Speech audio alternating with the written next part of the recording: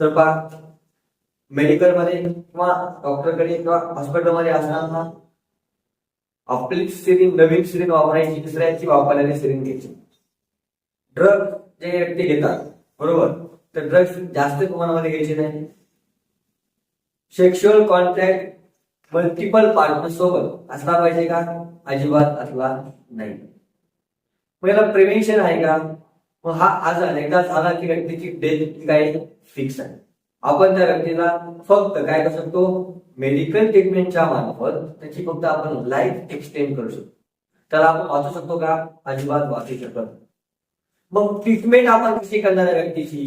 तर anti retro viral drug जे असतात, ते रिट्रो व्हायरल ड्रग जर आपण त्या व्यक्तीला दिले तर आपण फक्त त्या व्यक्तीचं लाईफ स्पॅन वाढवू शकतो, आजार पूर्णपणे कम्प्लीट करू शकत. पण त्यासाठी ड्रग्स कोणते असतात?